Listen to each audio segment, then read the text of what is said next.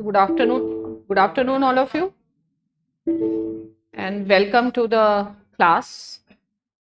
And before we start, do you have any questions to ask? Again, for civil services exam, we always tell take a integrated view and understand the benefit of political science as an optional. It will prepare a very good base, your language, your concepts, and knowledge base for the other papers to understand the overlap, go for proper time management. Now, focus on my lectures, and besides, what is important is because the subject is dynamic, the entire general studies is dynamic, you should focus on newspapers. Consider newspaper is a part and parcel of UPSC preparation. Fine. If anybody asks me the textbook which I will recommend, I will say newspaper is the textbook for political science as well as for entire general studies. Now, political science, I will be starting with Indian thinkers. And normally we start with Western political thought. But as things are changing, the approach of government is also changing. So in time to come, we may expect more number of questions from the Indian section. And when you study these Indian thinkers, there is a huge overlap with your ethics paper, as well as you will get lot of content on with respect to your essay paper. So just think that how you will go for integration of the things. Now in political science, it is not that you just keep on writing the notes. You need to understand the concept. Concept is the main thing. In political science, you cannot mug up anything. It is not required. You need to understand the things. For getting good marks, what is required? That you should have command over language. I again emphasize in every class that students should have command over language. So language basically is not just the medium, but you have to be well versed with the language of political science. And when I say language of political science, what does that mean? Political science has concepts. I have to use the term liberty. I have to use the term democracy, deliberative, participatory. Fine. So understand these terms and understand the terminology. Terminology is expressing the concept. So the student who understands the terminology, only that student can get good marks. So we study thinkers. There is a lot of story whenever we study thinker. But finally, if you want to revise the things, you can make notes, you can leave margin. There will not be many terms in Indian section as there will be terms in Western sections. So what is the best way to revise? If you write in 1/3 column, suppose whatever you write, if you find there is some unique term which needs to be further, like you need further reading and understanding, write the terms in the columns side by side. over a period of time, the content will become very huge because political science is a master science. Fine. And it is one of the oldest disciplines. So the knowledge is vast. How will you revise? How to make short notes? What are the short notes in political science? Short notes in political science is not summarizing. Short notes only means terminology. Fine. Suppose I am teaching John Locke. I am using the term possessive individualism. You write that term in the 1/3 column that you will read. And what all you need to finally remember? You have to remember the terminology and some scholars. If you remember scholars, books, terminology, that's all in political science. Okay. So today we will start with the Indian thinkers, Indian political thought. And why Indian political thought is important? Why I am now prioritizing the Indian thought? Any idea anybody would like to answer? Questions are asked beyond that. Questions are asked in UPSC on what basis? No, when they are asking question, what is their reference point? View of government. Fine. And where will you get a view of government on this topic? No. Before you actually start preparing, you should once go through the philosophy of the new education policy. In the new education policy, there are 2-3 things which are important. First of all, they emphasize on the holistic development. Holistic development means your along with the physical, which you do in the school and the college level, your mental development as well as your spiritual development. So the most important thing in development is spiritual development. Do you understand what is spiritual development? आपका कभी हुआ है development spiritual? क्या होता है spiritual? When you get peace, or you have got peace, or you are assuming that you have peace. So you are a person who has achieved the state of moksha. Huh? Okay.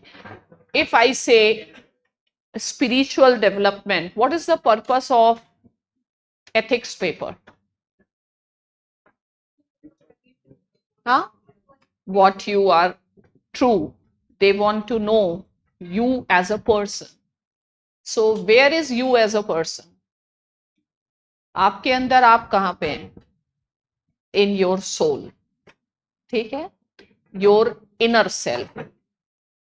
So your inner self is, there is a need for development of that self. Fine. Your inner self, we can call it your mind, and a developing mind. Do you understand the difference between the soul and the spirit? Spirit is in motion. Fine. And soul is the eternal element. And you need to develop your soul. Soul is existing doesn't mean that you can actually understand your soul. So you need to develop certain faculty to understand your soul, and that is spirit. And spirit is a term of a Western philosophy. And spirit is in the state of motion. Fine, motion or motivation. So spiritual development, holistic development will, physical development you do in your schools, as I said, your intellectual development or your spiritual development. How do you develop your spirit? How do you develop your mind? What is the thing that you have to do? What is the food for spiritual development? Knowledge. Okay, so Socrates, who is known as father of philosophy, what he says, virtue is knowledge. Fine. And what exactly is knowledge? Knowledge is enlightenment of your soul. So what Socrates say, that knowledge, everybody has knowledge, and education is actually recollection of something we already know. So where is knowledge? In your mind. Where is the mind? Mind is your inside. So I don't have to give knowledge to you. You already have. I only need to help you in enlightening your mind. So what Socrates tells about knowledge, he says it is about recollection of the things. Fine. So what is the role of a teacher? What teacher actually does? So don't tell me, I am telling you. Okay. So according to Socrates, teacher helps in, or I help you to know something which you already know. So you are paying me for what? For the knowledge, but that you already have. Fine. So you are paying me for something you are already having. So the role of a teacher is to help people to know what they already know.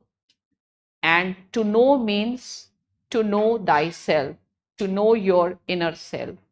And what is your inner self? Is your mind, is your soul.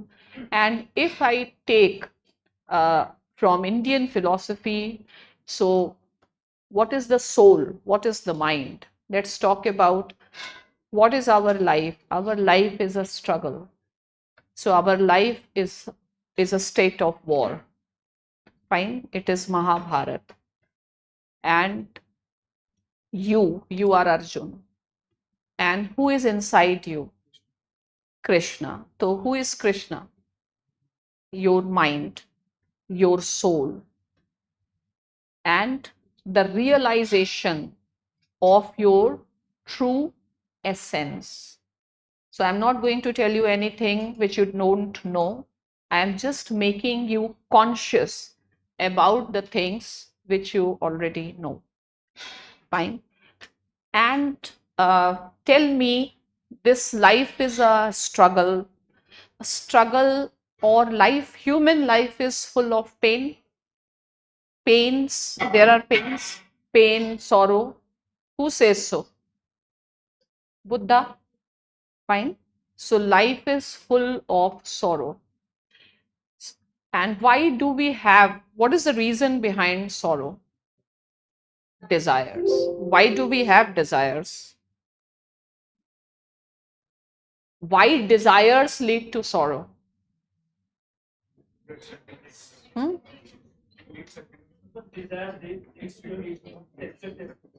Expectations. And it is something linked. What is the path Buddha has told you to overcome sorrow? Eightfold path, or let us say enlightenment, knowledge. Okay, so knowledge brings enlightenment. Knowledge brings happiness. So what is happiness? What is happiness? We all want to be happy. But what is happiness? Peace. So when that peace will come? See, you know everything. I am just helping that you tell what you already know. So how this peace, what is stopping your peace? Your desires. So why are you having desires? Why have you chained yourself in desires? Huh? To come out of it. Fine. So end the chains. Which chains? Chains of ignorance. Fine. So in our syllabus, we have to study Indian political thought. And there we have to study the ancient Indian political thought and the modern Indian political thought. And in syllabus, we have to study the three traditions of ancient India. One is Dharma Shastra tradition, the other is Artha Shastra tradition, and then the Buddhist tradition. And these ideas, I think you study in your ethics also. And there is a lot of content you can generate from here for your essay papers too. Fine. So basically, you study not just to pass the exam. Education is for liberation. Liberation from what? From sorrow. Fine. So our chains is a cause of sorrow, and that is the ideal of the Indian education system. And this is the ideal you will find in government websites as well as in the policy document of the new or the national education policy. So the goal of the education is liberation. Liberation means moksha, nirvana, and you have to liberate yourself from ignorance. It is because of ignorance that our desires make us unhappy. But if we are enlightened and we understand that this world is world of change, nothing is permanent. So if there are bad times, good times will also come. So come out of your ignorance, get liberated, and once you will be liberated, you will be at peace. And I believe that that is the ultimate goal. So what is the goal of education? So knowledge is that what liberates you. Okay. And that is the essence of the Indian education system or the Indian knowledge system. Why government is focusing so much on the Indian knowledge system? Before thinking to start from Indian thought, I have gone through the changes in the syllabus of the different universities, and I have found that earlier that much number of papers on Indian thought and that much thrust was not there the way in the current syllabus, because it is guided by our new education policy. So why should we know about Indian knowledge system? How will it benefit if I know who we are? Why should we know? Why should we study Indian thought?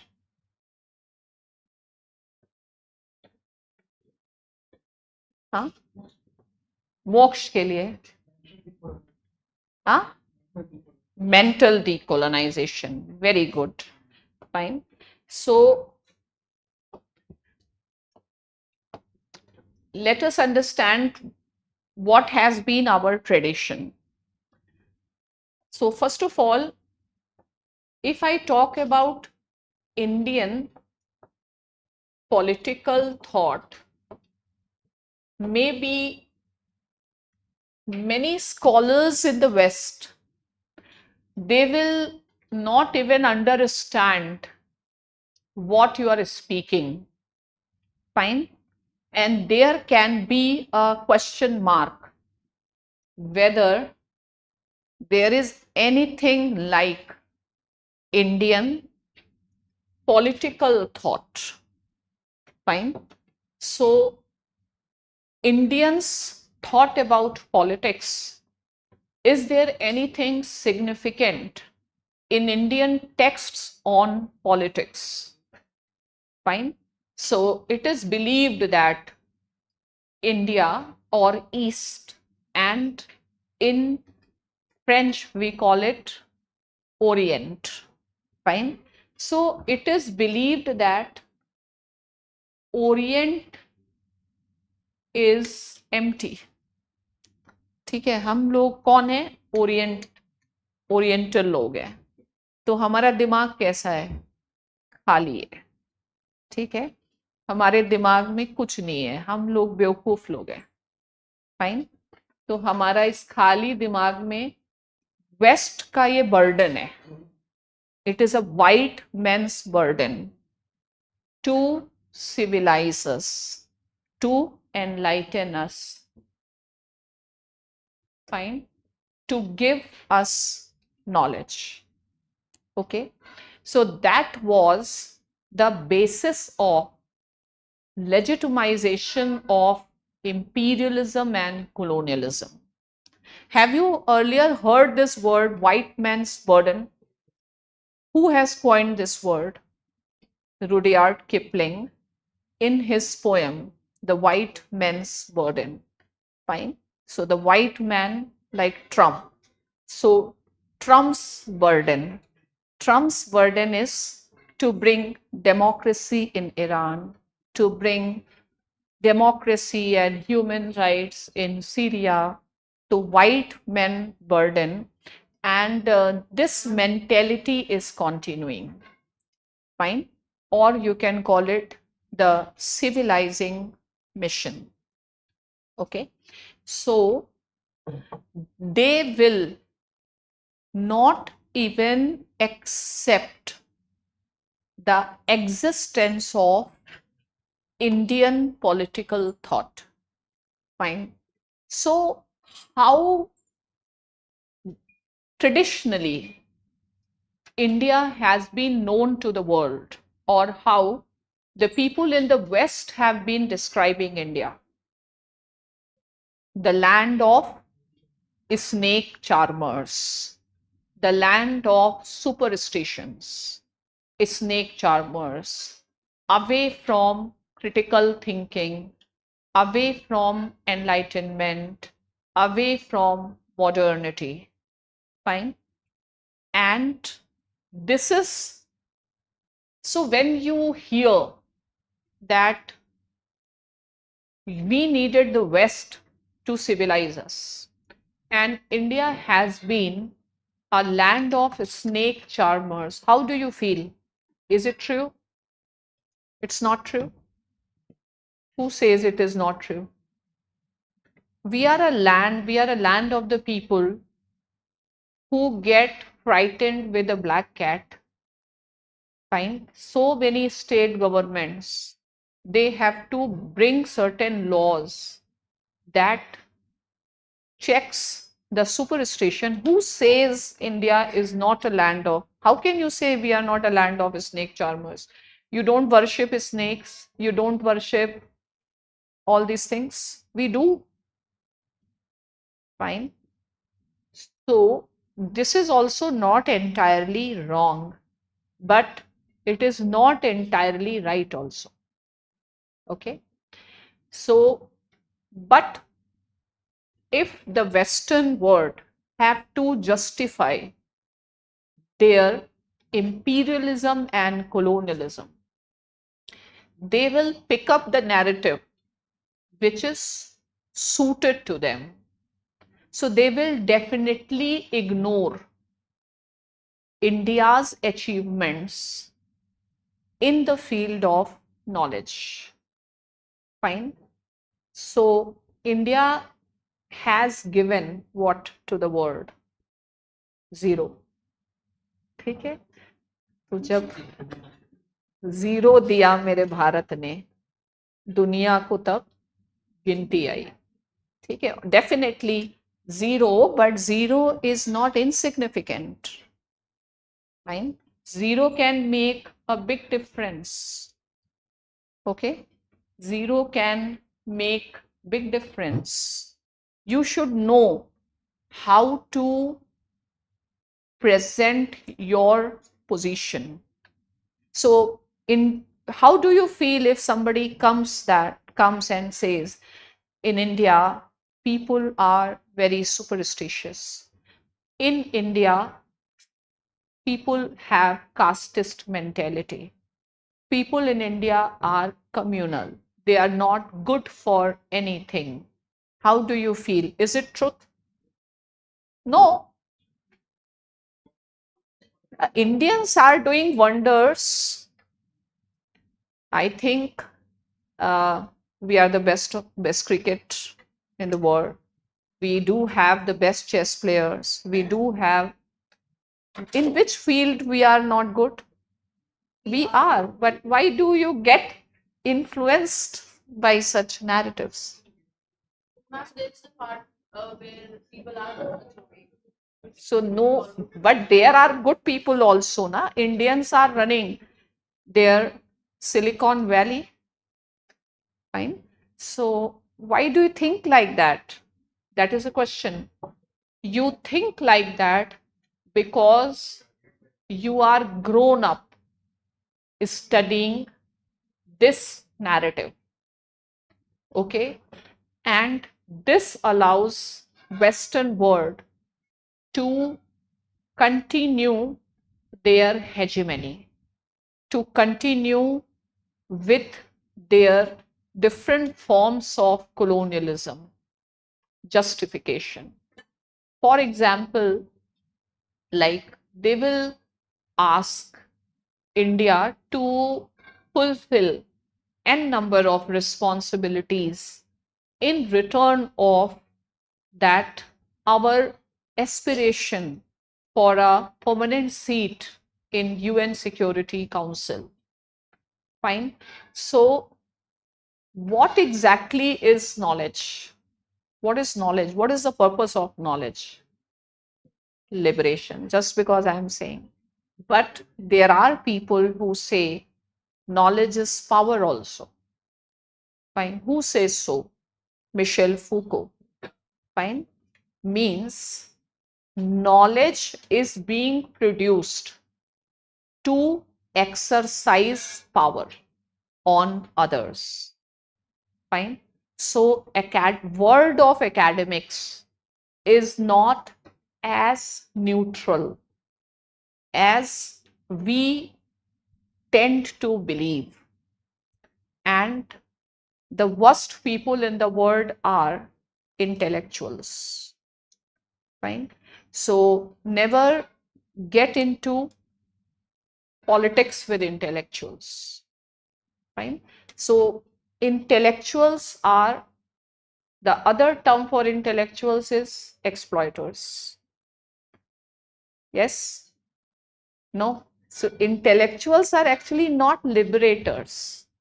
They are exploiters, because knowledge is power. So you gain knowledge for what? For exploitation. Fine.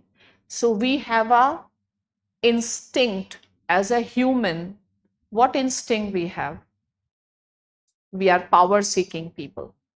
Fine. So we get happiness when we get power. And what is power? Power is a domination. Power is a control. So we get real happiness when we can control over others. And we can also get happiness if we can control our lives. So your knowledge will give you a control and happiness. And what you have to understand, like teaching Indian political thought is not an easy task. Why? Because we are not approaching you may be approaching the Western political thought with a clear mind because you may not be knowing anything. But in Indian political thought, because you know something, and unfortunately, we do not know the entire thing. We know the narratives.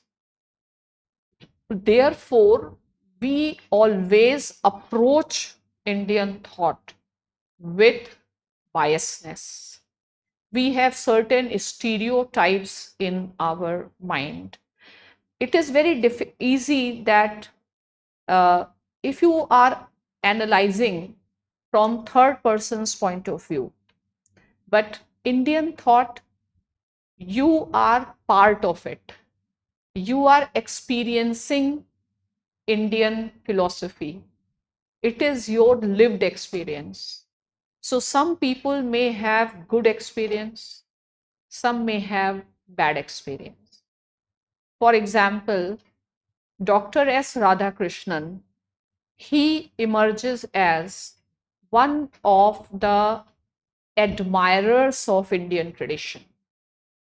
On the other hand, Ambedkar, he emerges as one of the greatest critic of Indian tradition. In the middle, there are scholars who have adopted more balanced approach. Let's say Gandhi, let us say Vivekanand. So they felt that there is something good and something bad. So, and again, if you belong to a particular community, your approach of looking at the Indian thought may be very difficult, very different. We encounter many other problems when we study the Indian thought. The problem is the problem of the language. So we study Indian thought with the language that is Western language, because we are educated in the Western language irrespective of the medium of instruction. Means our concepts have been Western. When we talk about, let's say, dharma, fine. So when you say dharma, and if you have to explain the concept of dharma to any Western philosopher or any Western person, how will you explain dharma? Dharma may be religion. No, but he'll say translate it. So you may say religion, but is religion and dharma same? But we know this. Still, many do not know this. Fine. And the West, even if they know, they don't want to admit. And if we believe in dharma, they may end up calling us communal. So there is a tendency in the West that India is empty of the political knowledge. And this tendency is not only in the West. This tendency is also among the Indians. Fine. You know, what is the destiny of the people in the post-colonial states? Is India a post-colonial state? So we had a colonial background. Okay. So what is our destiny? What is the goal of our life? Why are you opting for civil services? It's a colonial legacy. You have not been able to overcome out this colonial legacy.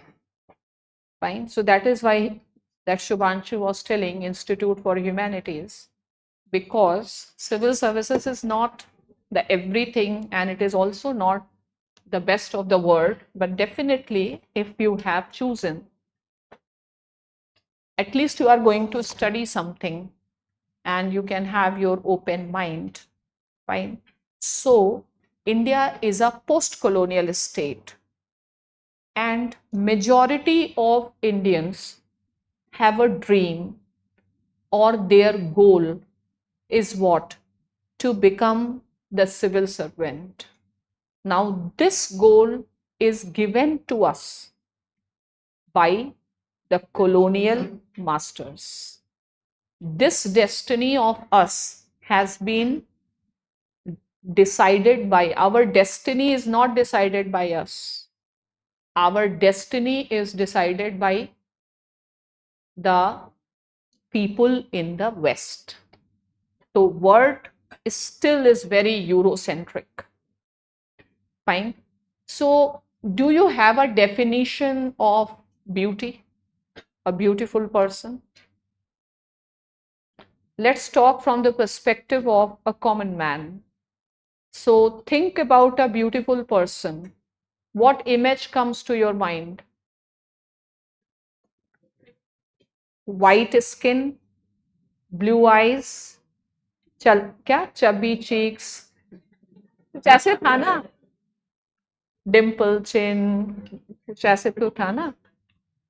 तो that is a conception of, and India is one of the biggest market for the whitening creams. So what is your destiny?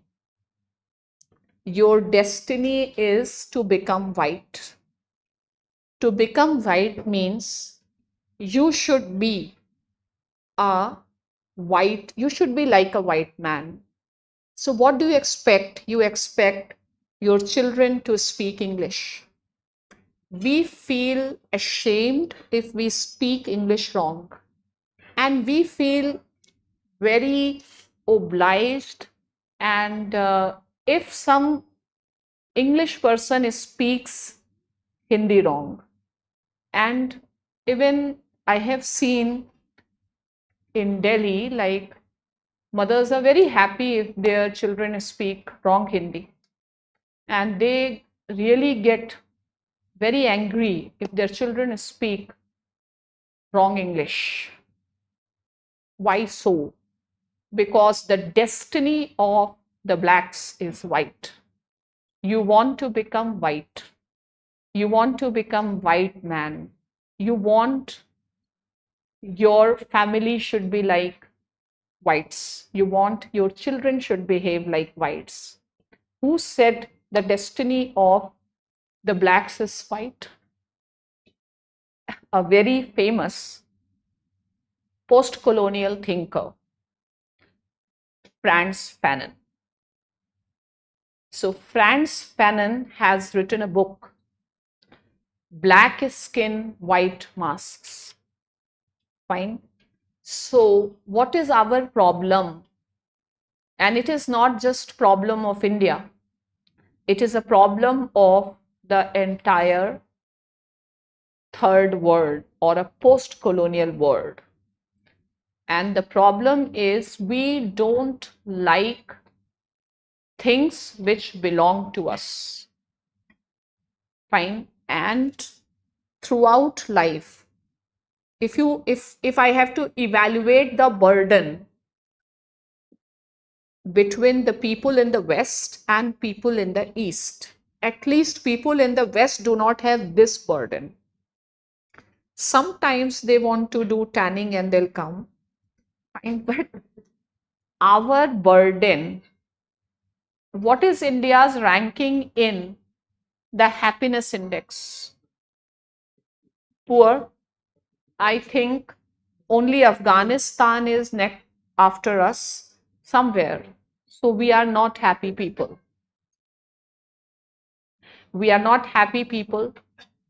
And one of the reason is colonialism.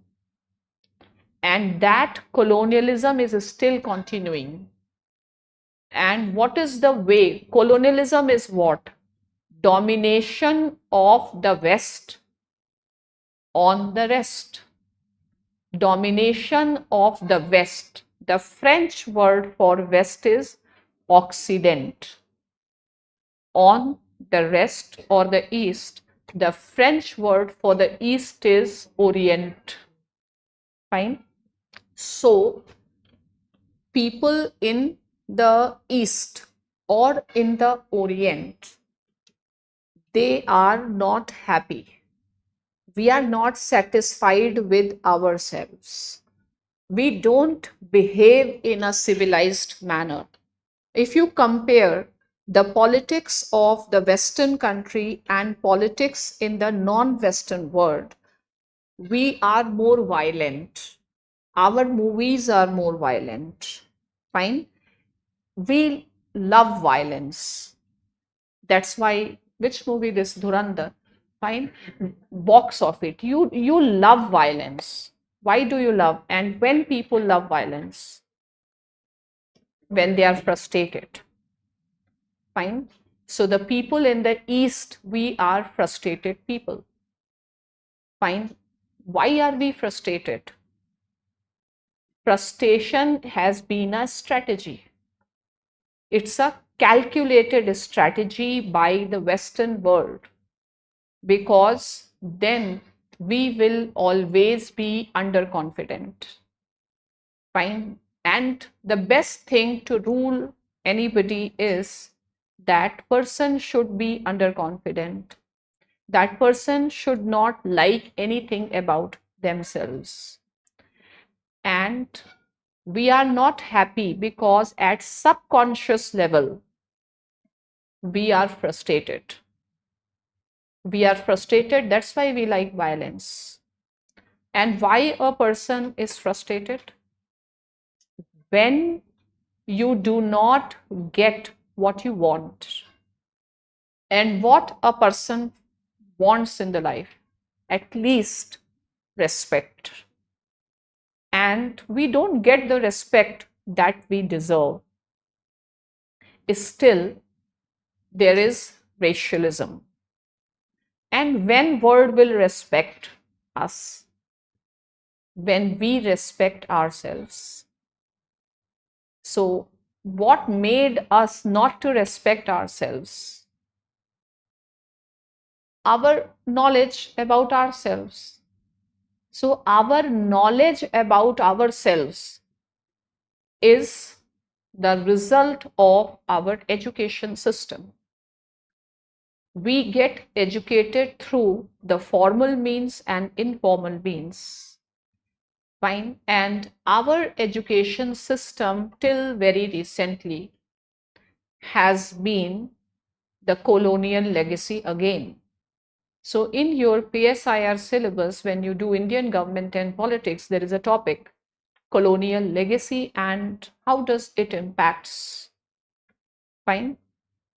So when Lord Macaulay, he introduced the Indian education, when he introduced the education system in India, what was the objective?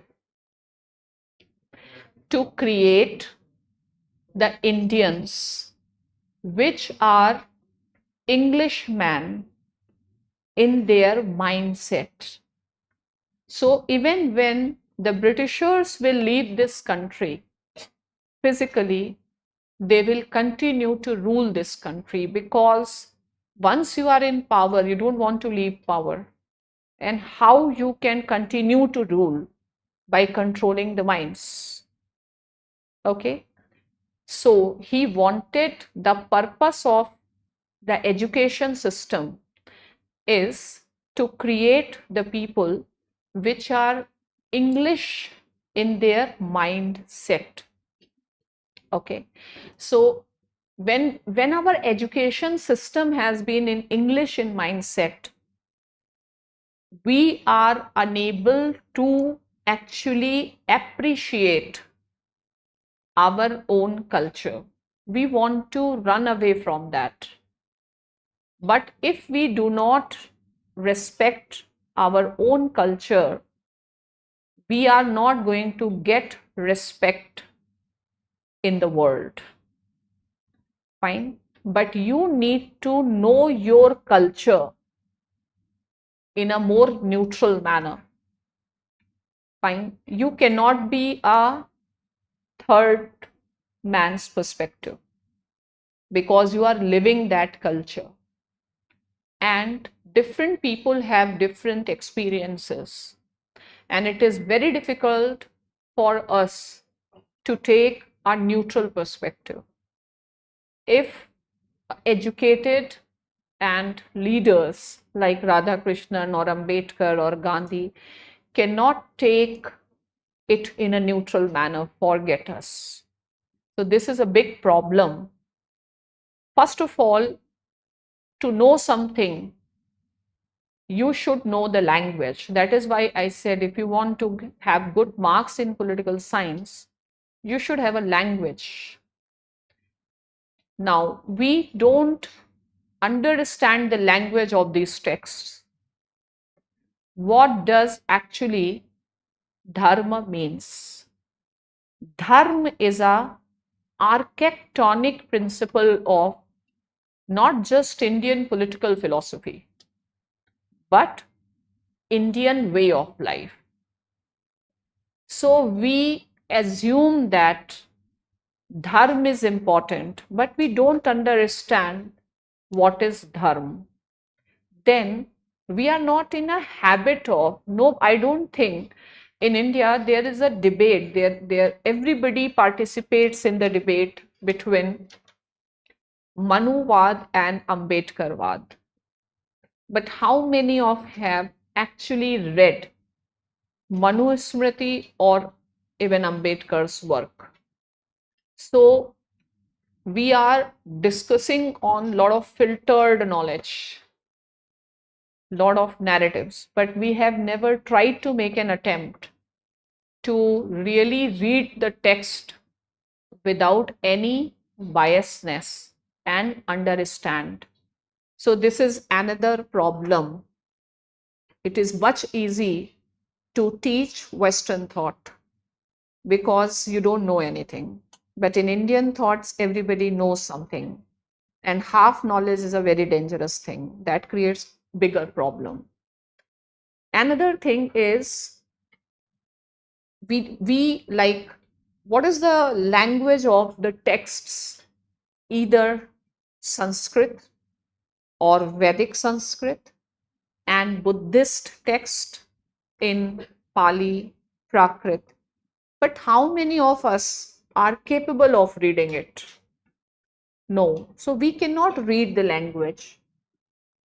I claim myself to be so much inspired by Gita, but frankly, if I have read Gita, it is only in English. I cannot read other than 2-3 statements, yada yada, I cannot speak any other statement. Though I am a huge fan of that. But I am reading the translated version.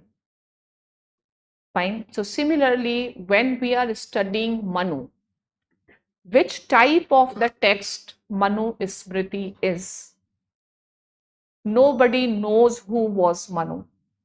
Nobody knows whether that text was written at some point of time or it is the set of scholars who have written the text. Then what was the original text? Because normally we had the oral tradition.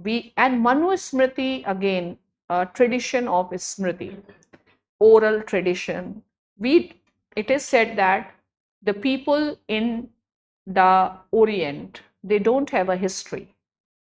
We don't have a history. We don't understand our history. We don't have any institutionalized, like our history, our knowledge. Let's say Nalanda and all, Takshila, Vikramshila, they have been all destroyed. So first of all, when you have to rule the people, you have to erase their memory. You have to erase their knowledge base and make them hollow so that you can feed whatever content you want. So maybe you have seen certain teachers, etc. They may be saying that whatever you have in your mind empty and then come, because then it is very easy for teacher to fill your mind. Fine, but I never say you empty your mind. Right? So don't empty your mind. It is very important to know who you are. But the problem is, if we have to study the text, Manu Smriti is a very open-ended text. It is also said it is a floating text. Floating means we cannot say who has written, when. It is written at one point of time. Same is the problem with Kautilya's Arthashastra. Fine. And then, because we don't know language, we don't understand the concept, there is so much debate on Varna system. So in your GS also, in Pol Science also, often they ask this question, the debate between Ambedkar and Gandhi on social justice or on Varna system. But we don't know what is it. Rashtra, we don't know what is it. Jati, we don't know what is it. So Jati, in English we call it caste, but caste is a Portuguese term, casta, and that is similar to something called racialism. But was that Jati? We don't know. So actually we are just guessing things in dark. And whatever we know, Manu Smriti, there are endless, there may be lot many versions, or many people have tried to write Manusmriti. But when you write something, you add lot many things from your own side. So we cannot actually understand the pure Manusmriti text, because there is no pure text. Why Manusmriti? Why in syllabus? Why Manusmriti? If you had been a philosophy student, maybe other Indian philosophers would have also been added. But because in political science, so you study Manu. Why you study Manu? Because in Manu Smriti, what is the translated version of Manu Smriti? A code of Gentoo laws. Fine. And that was prepared at the time of Macaulay. And Macaulay was also heading the Law Commission. So they needed the law.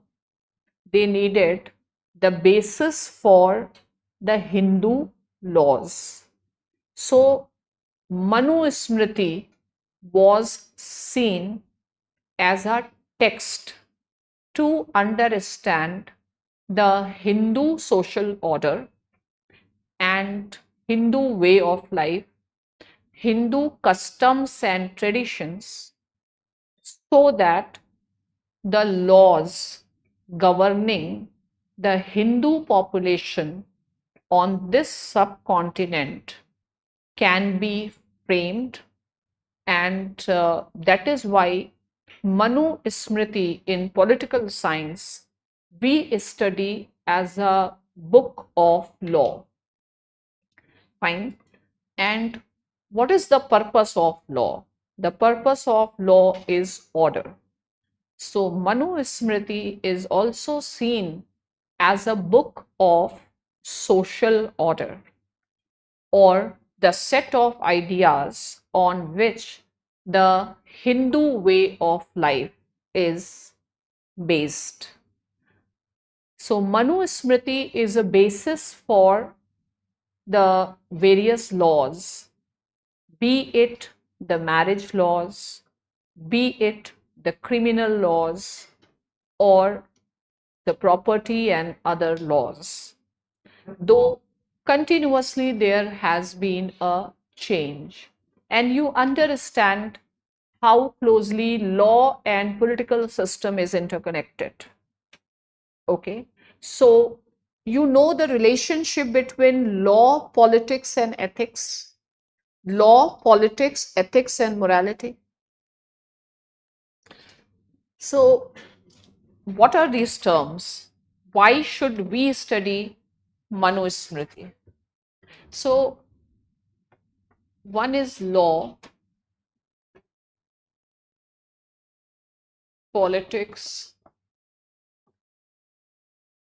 ethics, and morality.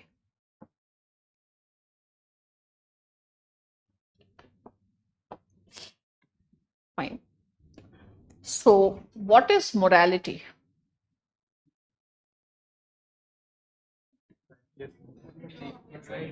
Morality, naitikta, morality.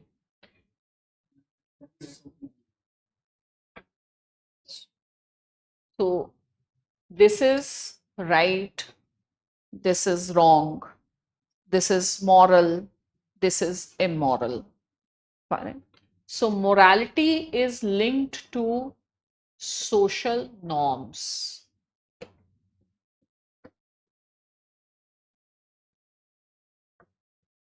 Customs, tradition.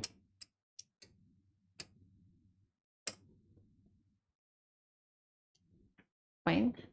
So, if asked, what is the greatest source of morality in any society? Customs, source. So, it is wrong, it is right. ठीक है? So, every society will have its own customs, its own morality, because traditions will vary. So, in our society, it may be wrong to ask questions from the elders. In Indian society, the morality of Indian society is this. So basically, morality is social morality, custom. Women not allowed in Sabrimala. So what is that? Social morality. And there is something in social morality, means tradition, which may not suit to the modern times, and there is a need to change, that morality. Fine. So in India, we often talk about the debate between the social morality and constitutional morality. So Indian constitution, what is its objective? Its objective is modernization. So Indian constitution is shaped by the ideas of the leaders, which are modernists, that include Nehru, that include Ambedkar. Gandhi has a place, but in directive principles, which is not a enforceable part. Fine. So when I said Indian civilization was great civilization, so what Nehru used to believe that, yes, if I talk about Nehru, if I talk about Rabindranath Tagore, they believed that Indian civilization was once a great civilization, and then stagnation began, and we could not move like the West. So we stagnated, and if water is stagnated, it starts smelling. So there has been something terribly wrong in the present Indian civilization, and that order needs to be changed. so came the concept that the objective of India's constitutional project will be the modernization of the Indian tradition. And we adopted not a utopian social engineering like China. We went for the piecemeal social engineering or the gradual approach. So basically, when you talk about morality, morality are the social norms. And you cannot actually make law which is completely opposite or at a conflict with the social norms, because the chances of such law getting implemented are very poor. So no government can actually ignore the social morality, social norms. You can change it, fine. So Hindu social order is based on Manusmriti. Manusmriti, is it a legal text at present? No. So at present, it doesn't have the legal status, but it continues to be the basis of the personal laws. Okay. So morality becomes the basis of law. Okay. So law can have multiple bases, but one prominent basis of law is custom. Custom continues to be the dominant segment of law because you cannot abstract and extract people out of their customs. Fine. We are product of our customs. We are product of our traditions. What is said, man is situated self. We cannot think independently of our customs and traditions. So still the major source of law is morality. Sometimes state make laws against morality, but this also leads to huge social protest and do not actually get implemented. Now, politics, when you come to politics, you come to statecraft. Polis is a word, Greek word for state. So it is a state to ensure that law is being enforced, and those who do not follow the law, they need to be punished. Fine. So the statecraft in India, it used to be called as, or Rajniti. Politics in India is called as what? Dandaniti. ठीक है? The system of punishment. State is to enforce the law. State also need to ensure morality, because morality is what? You must have heard about the codified laws and the conventions. So morality is a convention, and morality is more important than the codified law, because our life is governed more by informal rules rather than formal rules. Okay. So state has to ensure, and state has to be conscious that the law is not completely antagonistic to the social morality. Most of the people will follow it, but some will not follow it. So difference is, law has a character of enforcement. In India, morality also has a character of enforcement, because we have the concept like honor killings. So sometimes law may be different, but custom may be different. Law doesn't stop intercaste marriages. but customs do. And in India, even the morality can have sanctions and it can have enforcement. Fine. And when person follows law and morality, then that person is an ethical person. Fine. Ethics means ethos. Ethos means character. Fine. So the state has to ensure that people act according to the constitutional or social morality.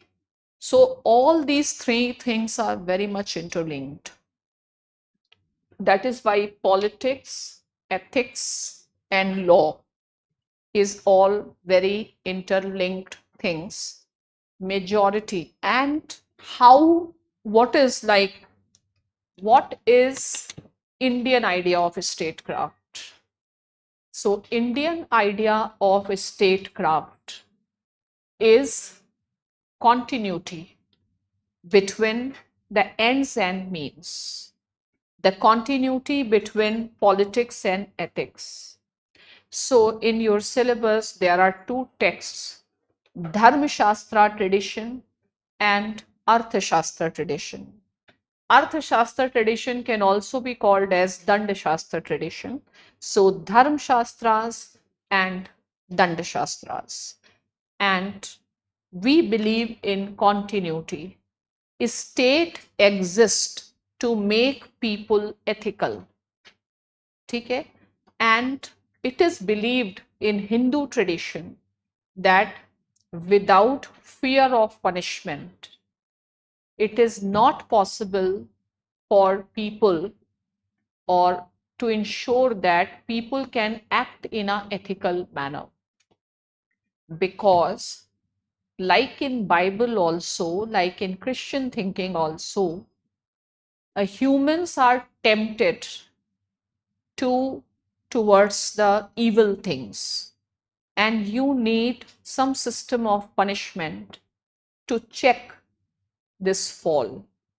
So state's role, unlike the Western countries today or in modern time, state doesn't enforce morality. But in ancient India, a state's role was to enforce morality. A state's role was to maintain the social order. And the Indian social order was Varna system. And that is why at the center of studying Indian political system is to study the Indian social order. And the best place to understand Indian social order is, of course, Manusmriti. There are many Dharam Shastras, but because Britishers have taken Manusmriti as the core text, therefore we study. So it's more of a book. You can get in exam the questions like Manusmriti is more a book of law and morality rather than the book of politics. And the book of politics or statecraft is basically Kautilya's Arthashastra. Again, same problem whether Arthashastra is written by one person or multiple persons. Fine. So these are certain problems. And again, like why to study the Indian thought? To know ourselves and to gain that yes, there is something good also, to gain some amount of self-respect, because you should be aware of your identity. And why government has introduced Indian knowledge system, government, if you read the new education policy, they have defined that we believe that many contemporary problems of the world now requires Indian approach. You cannot solve the environmental crisis. You cannot solve the problem of war and peace without taking wisdom from the Indian texts. So, understanding ancient thought, Indian knowledge system is not just an act to praise or to understand our identity, but it is also a strategic decision to make India's, to carve out India's space in the world affairs. And as everything is interconnected, there is lot to be learned, lot to be talked about. Indian political system or Indian philosophy when you write your answers in international relations. So there is a topic called India's vision of the world order. Okay. So India's vision of the world order, it is coming from where? Indian tradition. So Indian tradition, we keep on talking about Vasudhaiv Kutumbakam, but we need to know what is it. So it is also a very strategic decision to position India's soft power. And it is very important. People make fun of the idea of Vishwaguru. But that idea, if understood in a proper sense, is very much essential for Indians to get a sense of well being, to get some confidence, and to change our mentality, which is a product of colonialism. Now, in many Western universities, like in India, you start with Western thought, but Western universities hardly offer courses in Indian political thought. It has been an optional paper, not essential paper. In India, now things have changed. And if I talk about, you must have heard about Amartya Sen. So Amartya Sen has tried to challenge this notion that India lacks political wisdom in his theory of idea of justice. Now, the most famous philosopher of justice in the Western world is John Rawls. But Amartya Sen tries to find out the flaws in the theory of John Rawls. And he establishes that India has a older tradition, and he gives the concept of niti and nyaya. Fine. So nyaya is the substantive idea of justice, and niti is the procedural idea of justice. So when we are studying Manu, we need to understand the concept of nyaya, and the term for nyaya is dharma. And when we will study Kautilya, we will understand niti. So Rajniti Shastra or Niti Shastra. What does niti means? Niti means to lead. So state has to lead the society. So when we study Indian thought, it's not that everything is good. There are many black chapters also, or at least what we know. So we have to take the balanced view. We have to accept what is wrong, which needs to be changed, and what is right, it needs to be recognized, it needs to be told. So the purpose of studying Indian thought is bigger. first of all, it will handle some of your psychological problems. Maybe after Indian thought, your aim is not to become white, right? Because right now your aim is, your destiny is to become white. And if you don't get that white destiny, your life remains dissatisfied, then frustrated. Then you will watch Duranda, and then you will be happy. Fine. So, this is one thing. Then, strategic positioning. So, suppose if I ask this question, that in present time, the importance of studying ancient Indian thought has gained greater significance. Can you write that answer? So you can expect more innovative type of questions, not the questions which have been already asked.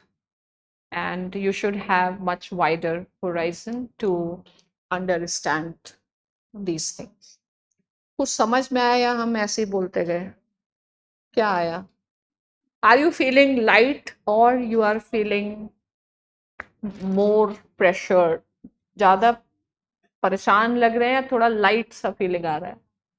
Light. अच्छा, किस चीज से light feeling आ रहा है?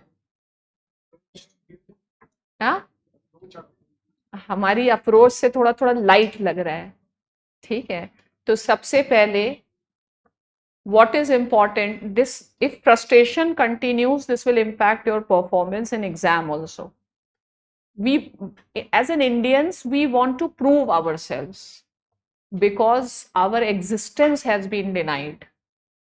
The way we are trying to prove ourselves, maybe the people in the West are not trying, because their existence is not denied. हमारे लिए exam में, exam clear करना भी हमारे लिए एक एग्जिस्टेंशियल इशू है, जबकि वेस्ट में ऐसा कुछ नहीं है, क्योंकि हमारा एग्जिस्टेंस कभी रिकॉग्नाइज किया नहीं गया.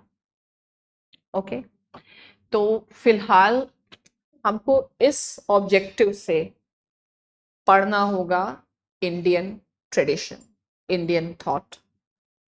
अब जब हम इंडियन पॉलिटिकल थॉट पढ़ते हैं, as I said that the attitude in the Western universities is very Eurocentric, and this is being recognized not only by the Indians. Maybe Indians will not recognize it because we are colonial people.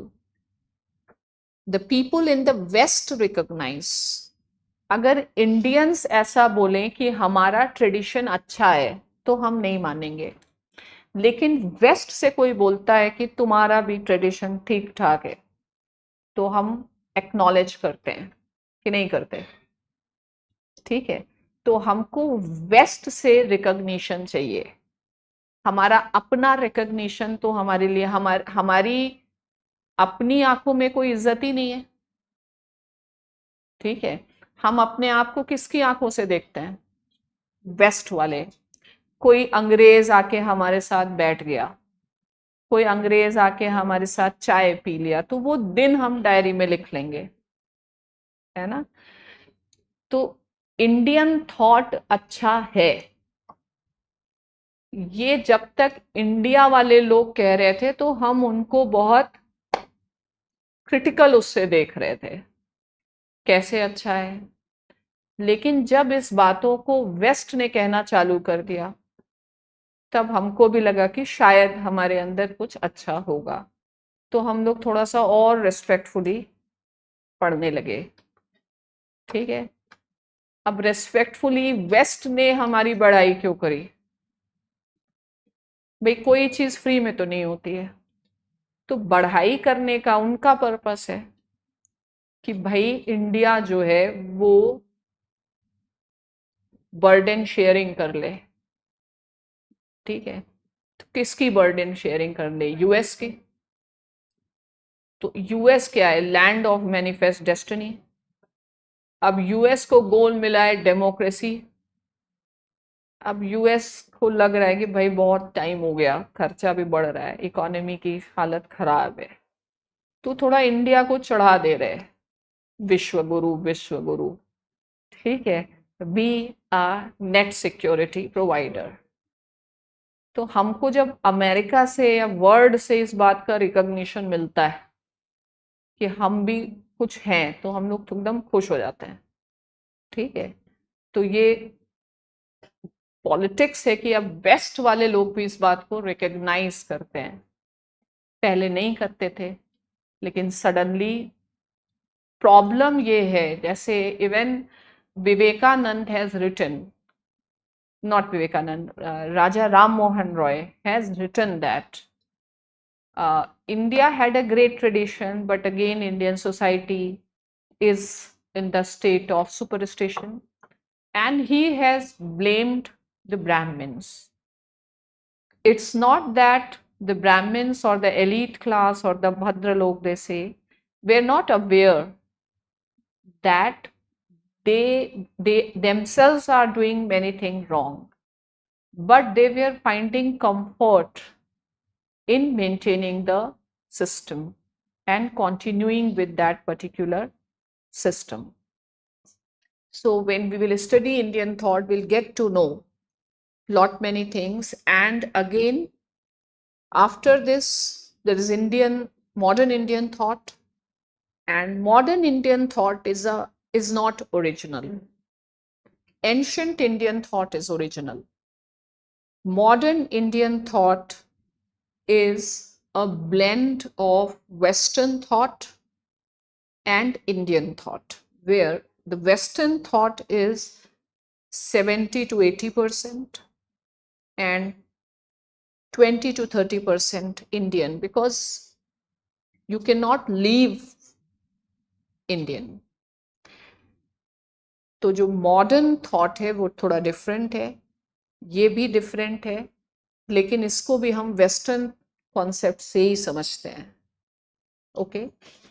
So when we study Indian political thought, the first problem comes, what is Indian? And which texts to be included in Indian? भाई Indian कौन है, इसी पर बहस है अभी। India में यही कहाँ क्लियर, ठीक है। तो व्हेन यू से इंडियन पॉलिटिकल थॉट, चलो मॉडर्न वाले तो आ गए, लेकिन सिलेबस में मेडिवल वाले गायब है। क्यों गायब है? अब पता नहीं वो इंडियन है कि नहीं है, अगर मान लो पता चल जाएगा तो ऐड कर देंगे, ठीक है, फिलहाल अभी तो नहीं, ठीक है। तो इंडियन थॉट का मतलब क्या होता है? What you mean by Indian? Are you Indian? Authentic Indian? what makes you Indian? What is Indian? What is characteristic of Indian? आप अपने को इंडियन क्यों मानते हैं? आपका वैल्यू सिस्टम इंडियन है, तो what is the Indian value system? Love for all. Okay. What else? But do we have love for all? We keep on fighting Gujarati, Bengali, and Marathi and all. Where is that love? The basic problem is it is very difficult to define what is Indian, because India is so diverse and there are so many versions of Indians. What is Indian? यही एक बहुत बड़ी दिक्कत की बात है। तो India के, मैंने भी शायद गलत ही टॉपिक ले लिया पढ़ाने के लिए, तो भाई इंडियन शब्द ही नहीं पता है कि इंडियन क्या है। नॉर्थ इंडियन इंडियन और south Indian Indian, is north south one और different? Different, of course different, fine. तो who are more authentic Indians? South is authentic Indian. But I don't think any thinker from the South is included here. they have not included. So India means North India.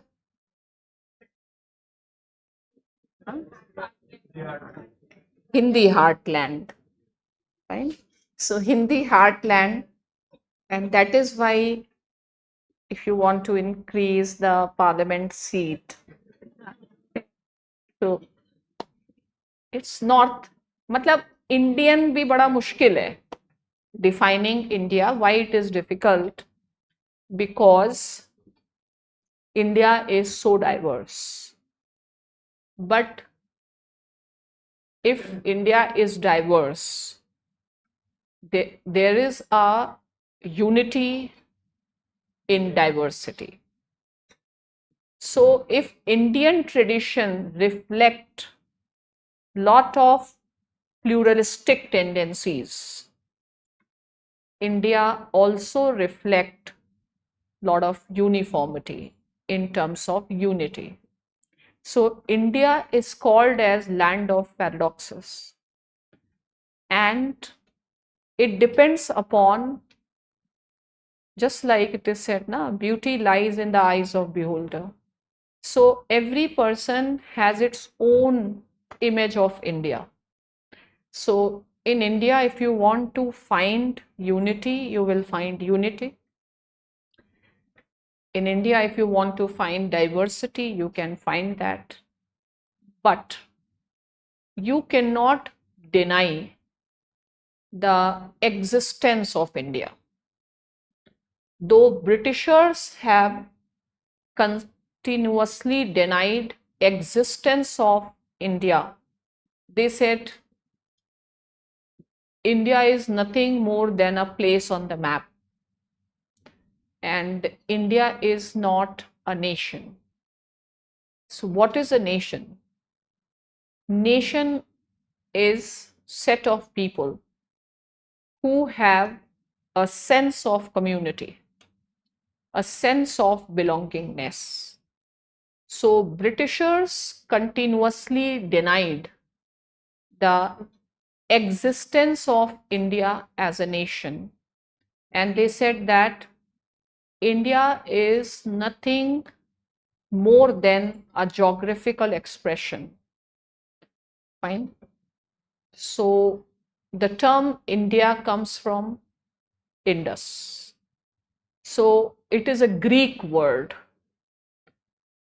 So our identity itself is the Western, or it is given by outsiders. Our name is given by the outsiders. So which name do you prefer, India or Bharat? Both? I don't like people who say both. You have to take sides. Aryavrat. Then the southern people in south will not be happy. Hindustan. Hindustan, then where will you accommodate the Muslims? Okay. Between these two things, India, there cannot be any other word except these two words, India or Bharat. So,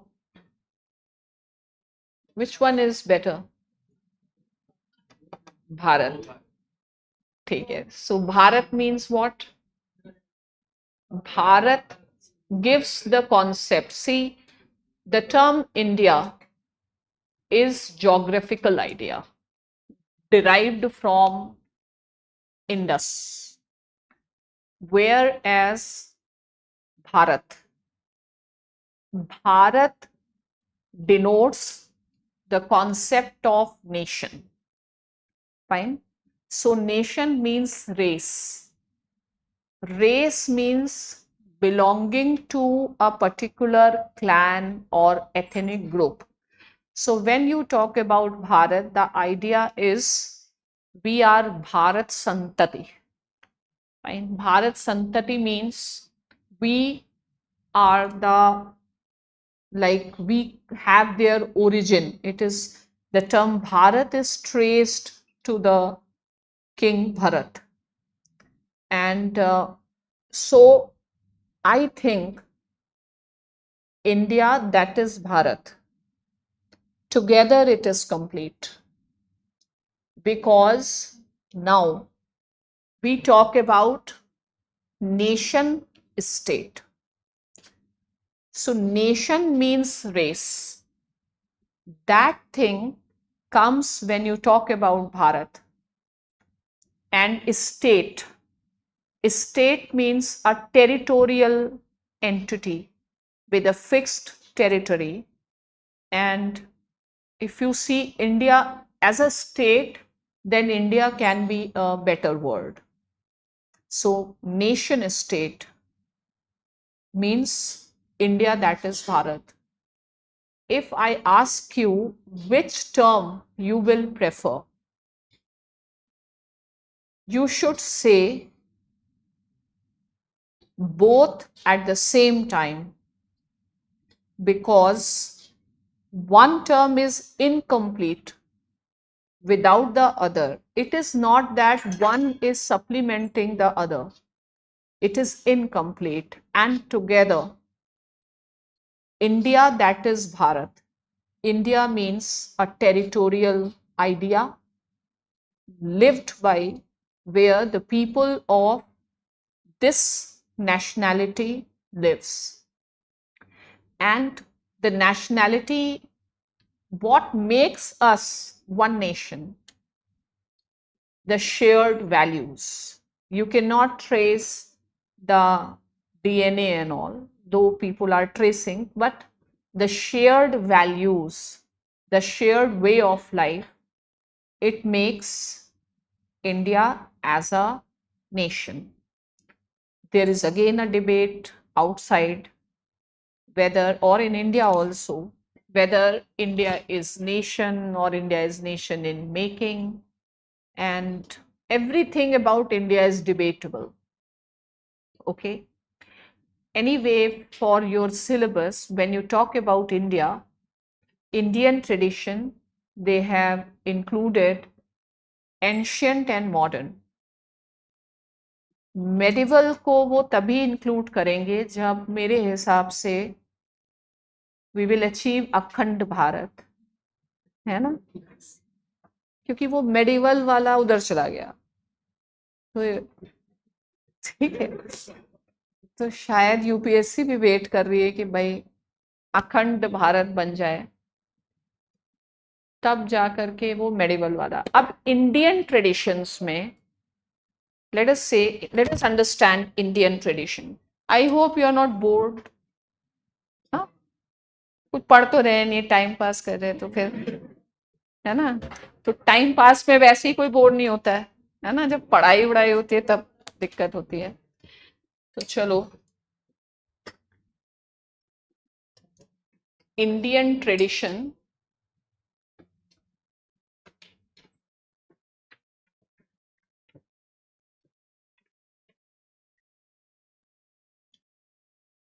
we will study ancient and modern.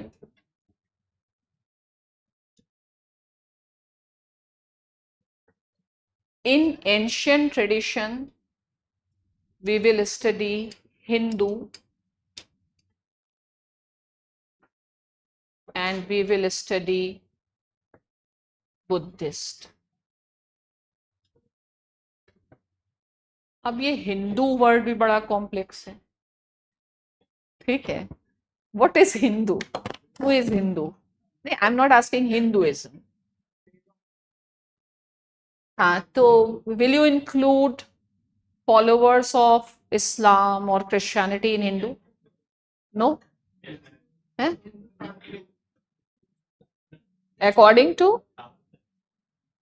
According to Savarkar, but everybody doesn't believe in Savarkar. तुम्हारे दिमाग से क्या, सावरकर या कोई अपना भी तो दिमाग लगाओ. अब ये हिंदू भी बड़ा मुश्किल काम है. What is Hindu? What is Hinduism? Do you are Hindu? He is Hindu. इनको माइक दीजिए. What are the fundamental principles of Hinduism. How to know what is Hinduism? What is Hinduism? Live in peace, don't disturb any peace. Don't disturb पे तुम्हारा Hinduism मतलब don't disturb. अगर हम अपने don't disturb board लगा लें तो हम हिंदू हो गए. Don't disturb any personal space others. Don't disturb personal Space but for others. public sphere you can disturb. And personal, what is Hindu? नहीं, उस वे ऑफ लाइफ के 3-4 बातें बता दीजिए. टॉलरेंस. Live in peace. तुम्हारा पीस. बाकी भाई Christians don't live in peace. They also, but नहीं तो आप But में I'm क्या कहा? हिंदुइज्म का मेन बिलीफ क्या है? shared a brother. Believe in Brotherhood. God, मतलब पॉलिथिस्टिक. क्या बोलते हैं? Not, we are not monotheistic. So if you believe in many gods you become Hindu.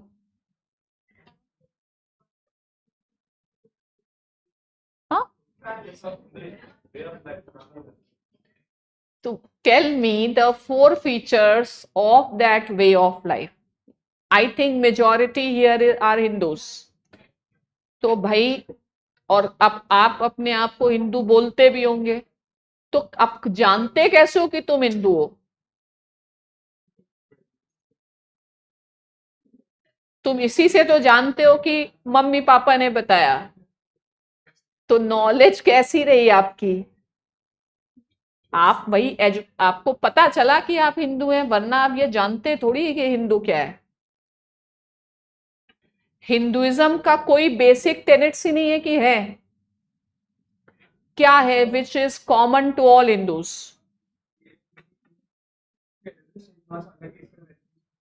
तो भाई followers of Islam and Christianity are Hindus हैं. लेकिन अगर पैसे तो सारे इस तरह से रहते हैं, सारे ये तुम्हारी सोच है या सही सोच है? अच्छा, तो the Muslims here, do you consider yourself as Hindu? Belief in Vedas and Quran. Okay, Quran. Okay. But I like the idea of belief in Quran and Quran. Huh? So if you believe in Quran and Quran, you are Indian. That's a nice. What? What is there in Hinduism and how will you differentiate this is Hinduism, not Buddhism? Yes.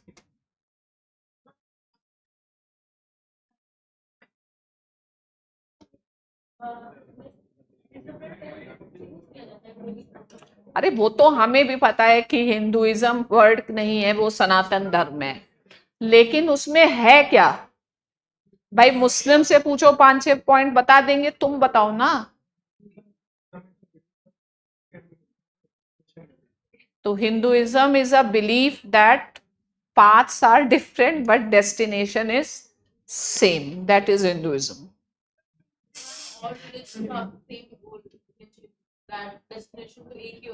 हाँ तो सभी का होता है. Tolerance, flexibility. My God, मतलब जब मोदी जी सुन लेंगे और तुम लोग का सबका वो आई कार्ड ले लेंगे. हाँ क्या तुम लोग को हिंदुओं के हिंदुइज्म नहीं पता है? तो हम पढ़ाएं क्या अब यहाँ से? हम तो वही पढ़ने आए थे जो आपको पता था, हम बस मदद करने आए थे. यस, इनको पता है, इनको पता है, जल्दी जाओ, कोई तो मिला. अरे बेसिक फिलोसफी तो पता होनी चाहिए. यस, 3-4 फंडामेंटल्स, इनको वैसे जानते हैं. मैम एक तो इसका बोला जाता है कि हिंदू एक तो वो थे जो इंडस वैली के पास में रहते थे. तो वो तो सब पाकिस्तान है. ठीक है, नहीं सारे थे. नहीं तो वो हिंदुस्तान मतलब पाकिस्तान हिंदुस्तान है. मैम जो इंडस रिवर के पास रहते थे उस टाइम पे उनको ही कॉमनली बोला, मतलब बोलते हैं. अब वो चाहे कोई ये नहीं पूछ रहे, हम कह रहे हैं तुम मानते हो तुम हिंदू हो. यस, यस, तो तुम्हारे बिलीफ सिस्टम के कुछ फीचर्स बता दो। एक तो मैम जैसे नेचर की वर्शिप करते हैं, किसको वर्शिप? नेचर चाहे जो नेचर भी, worship. Yes. Nature worship, okay, वो तो वो लोग भी करते हैं, अवेस्ता वाले पर्शियंस। और क्या है? All Hindus do nature worship.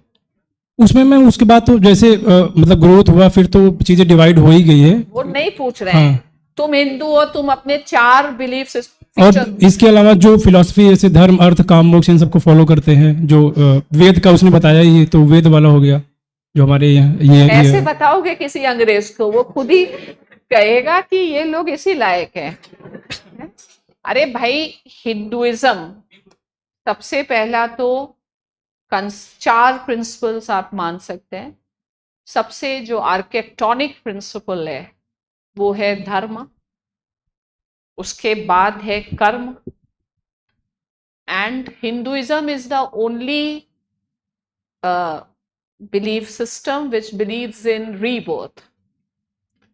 अब ये भी एक डिबेटेबल इशू है दैट बुद्धिस्ट आर हिंदूज और not.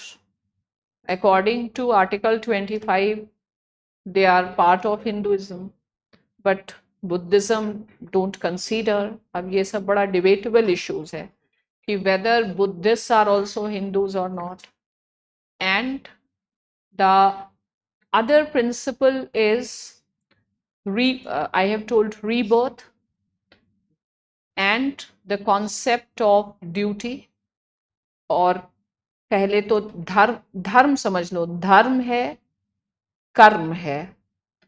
Third is rebirth or reincarnation, and the fourth principle is the principle of moksha।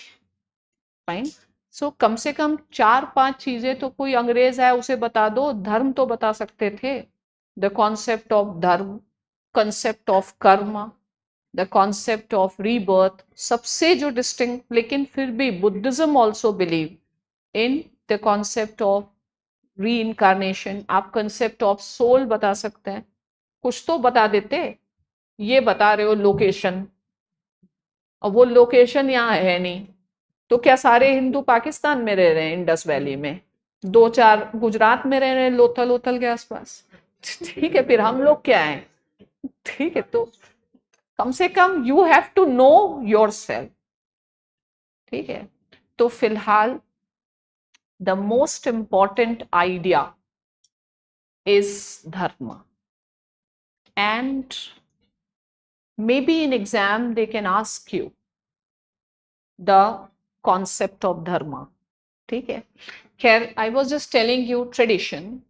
तो अब Hindu and Buddhism are very different or very overlapping। So one of the prominent commentators on Indian political thought is Bhikhu Parekh, and Bhikhu Parekh has said that Indian thought, Indian thinking reflect continuity।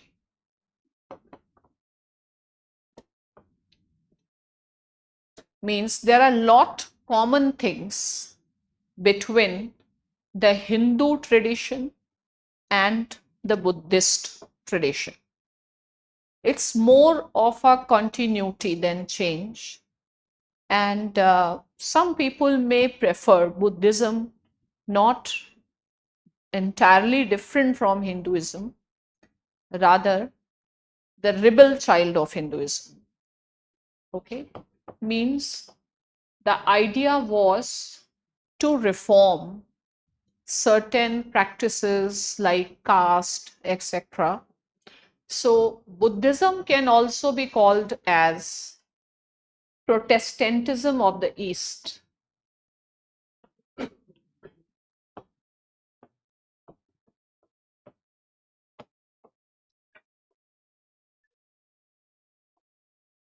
Okay, so just like in Christian tradition, there is Catholic, the original, and then the Protestant tradition.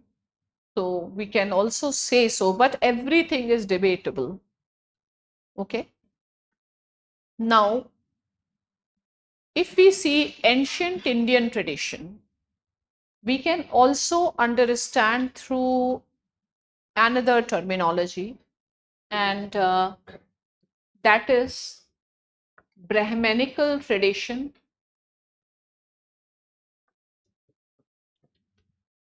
and Shramanic tradition.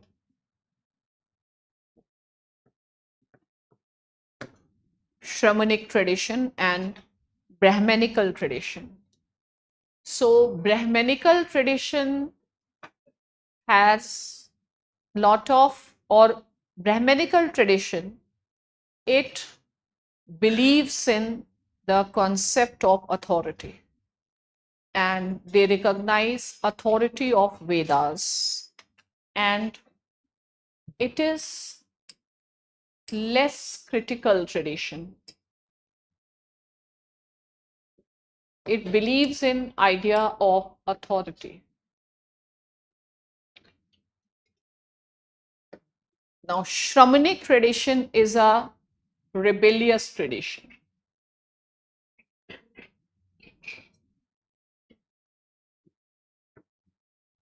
This is more individualistic tradition. It is more like you leave the worldly things.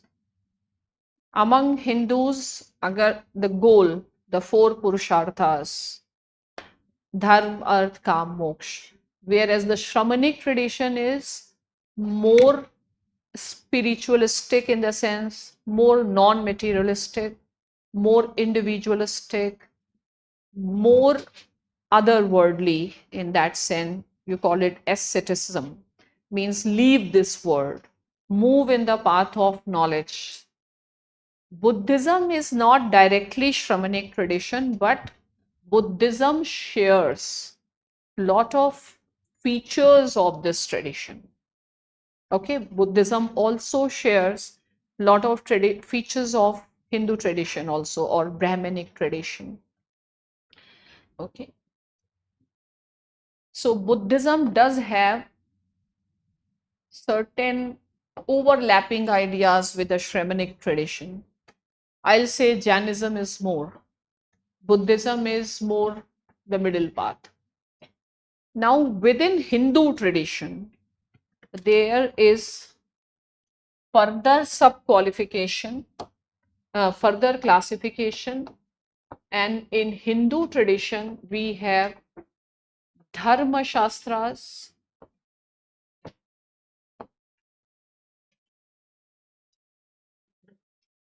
and we have Artha Shastra.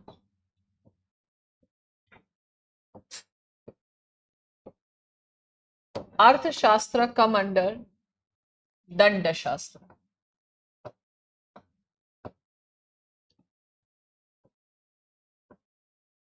Okay. So the first question can be the concept of dharma. ठीक है? So what is Indian concept of dharma? Righteousness. But you have to write the complete answer on that. What is the source of dharma? What is right? What is wrong? How do you get to know? Vedas. Vedas. What are Vedas? Vedas क्या है? Vedas represent the revealed knowledge. So the concept like Quran. So Quran is also seen as revealed knowledge. Fine. So they are, it is believed that they are divine texts. Fine. So Vedas are called as Shrutis, means they are revealed knowledge. So this knowledge is revealed to whom? This knowledge is revealed to Saptarishi. So Saptarishi means intellectuals. So everyone is not capable of understanding the word of God. Now, what is God? Who is God? In Hindu tradition, who is God? Somebody said Hindu means worshipping nature. So the God is nature here. Okay. So the concept of dharma is based on nature. Nature means principle of natural law. And the principle of natural law is called as Rit. Rit. And later on, Ritu, season, change. So Rit means Riti. Riti means order. But which order? What is the difference between Rit and Dharma?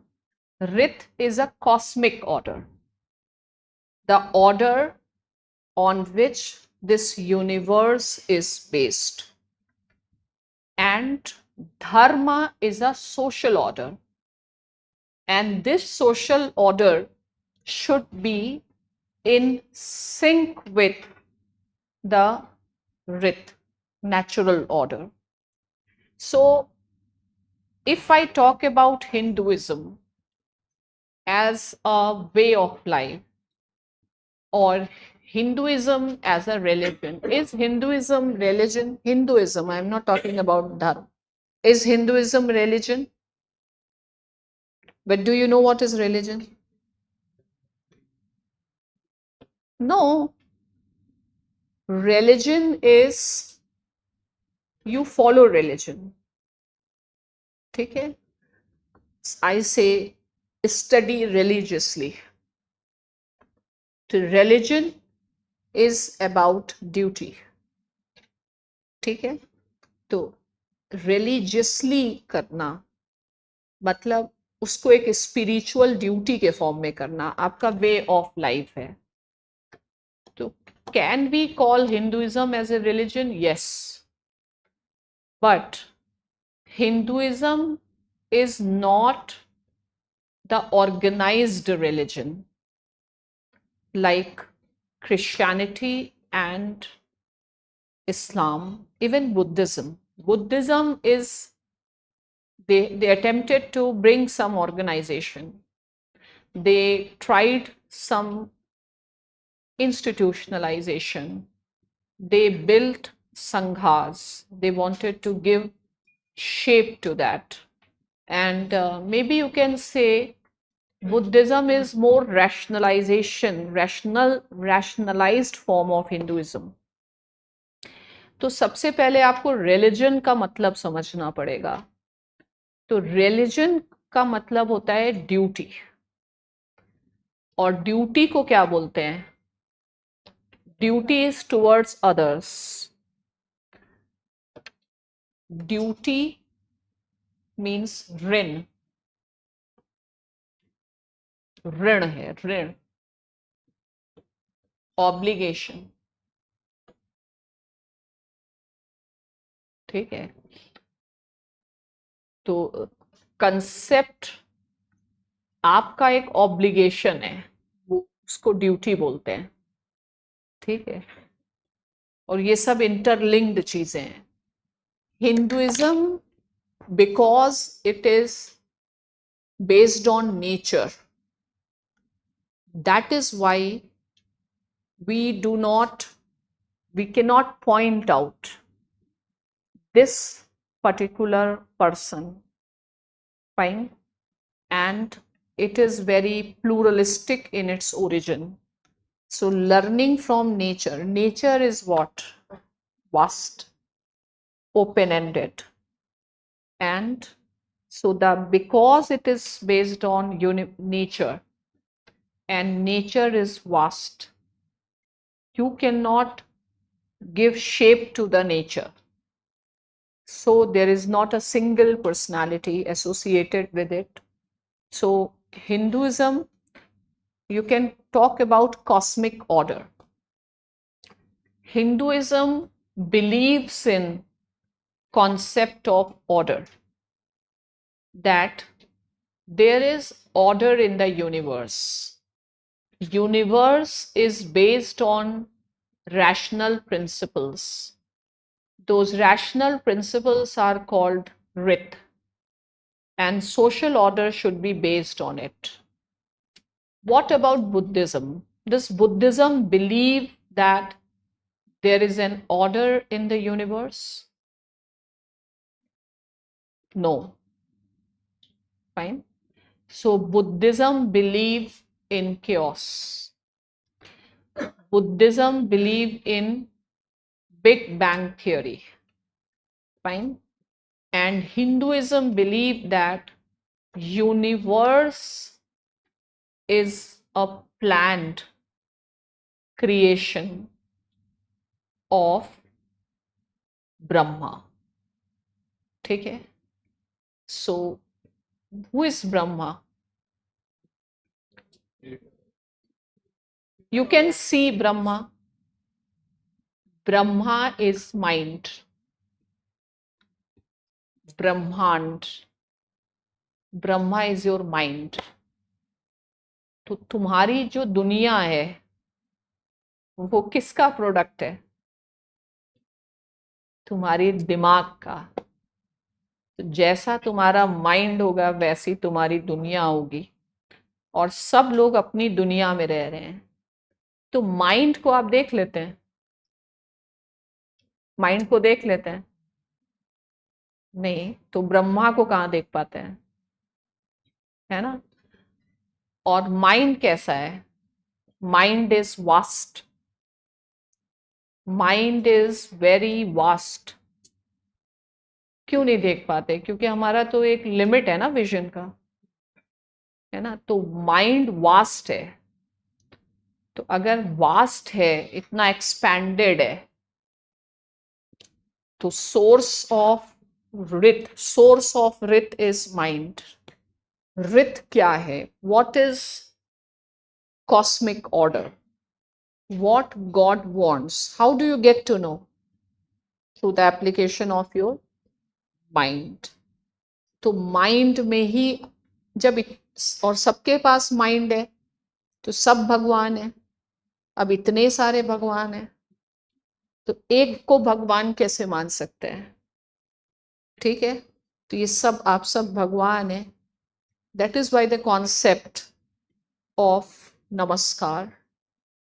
You have to bow in front. So this is what we believe, or because it is coming from God, we call it as Sanatan Dharma, क्योंकि ये eternal है. You understand the meaning of Sanatan Dharma? It is eternal. It is not given by one person. It is eternal. It is there since the origin of this universe. आप बाकी religions का time और space बता सकते हैं और person बता सकते हैं, लेकिन इस रिलीजन का टाइम और स्पेस नहीं बता सकते. कब स्टार्ट हुआ, किसने स्टार्ट किया? ठीक है. It is beyond time and space. It is eternal. It emerges with nature. It is based on Rit. Rit is a cosmic order. This cosmic order is created by Brahma. And this cosmic order is understood by the rishis or intellectuals through the application of their mind. And then these rishis, they have communicated, they have simplified it to Manu and asked Manu to define the order, means something is diffused, something is an idea, it is not concrete. So Manu has to give a detailed view of this cosmic order. Okay, so this is the task Manu has given. So Manu is not originator of dharma. Manu is just making it defined. He is just making it precise, understandable, so that the people who are not intellectuals, they can also adhere to this dharma. So this is how the story is. I hope you are not bored with the story. इसीलिए मैंने बताया कि आपको ये क्यों पढ़ना है, क्योंकि आपको ये पता नहीं है कि आपके फ्रस्ट्रेशन का रीजन क्या है. तो आपके फ्रस्ट्रेशन का रीजन है कि you are not proud of yourself, और वो कॉलोनियलिज्म का इम्पैक्ट है. इसलिए आपको खुद को जानना है और अपनी बातें. तो हिंदुइज्म सुपरस्टिशन नहीं है, वो तो प्रिंसिपल ऑफ नेचुरल लॉ पर बेस्ड है. लेकिन कई लोगों ने, एज राजा राम मोहन रॉय टोल्ड, कई लोगों ने अपने फायदे में चीजों को गलत ढंग से बताया. 1 मिनट रुको जरा, वो सत्या सर और शुभांशु उनको बुला लो. ठीक है, फाइनली क्या समझ में आया? कुछ नहीं आया.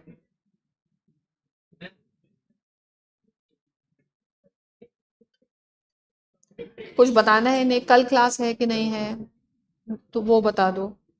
परसों कहाँ से है मेल?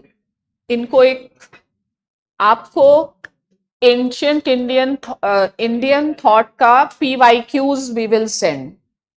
ठीक है, कहाँ पे आएगा? टेलीग्राम पे. अपने हाथों से लिखना है. ठीक है, क्योंकि जब लिखोगे तब पता चलेगा. अगर हम उसको दे देंगे तो तुम कभी पढ़ोगे नहीं. तो अपने हाथों से एंशियंट थॉट खुद ही समझना है कि भाई मनु से क्या क्वेश्चन आए, कौटिल्य से. और अगर क्वेश्चन दिमाग में होंगे तो पूरे लेक्चर में काम का क्या है और टाइम पास क्या है ये आप समझ सकते हैं. वरना टाइम पास को आप काम का समझेंगे हैं, और काम को टाइम पास का. तो इसके लिए क्या करना है? वही इंसान कुछ कर पाएगा जिसको ये पता है कि क्वेश्चंस का नेचर क्या है. तो यही तुम्हारा होमवर्क है. बाकी सत्या सर और ये लोग बता देंगे. Since we are shifting, we may have to close this tomorrow and day after tomorrow. Class on 25 at 25 Pusa Road next to Karol Bagh metro station. You read the message. It's not necessary that tomorrow we may not have class. So read the message and then come. ठीक है, बताना है कोई Telegram सब बता दिया था. So as ma'am has said, tomorrow we will have holiday. We'll have classes will be off. Office will be operational. Yes. In case any student wants to come for admission or upgrade, that facility will be here. But the classes will be off. You'll get the notification for the same. For Wednesday, class is tentative. Okay. Please check your Telegram group before coming. For both GS, PSIR and even SA also.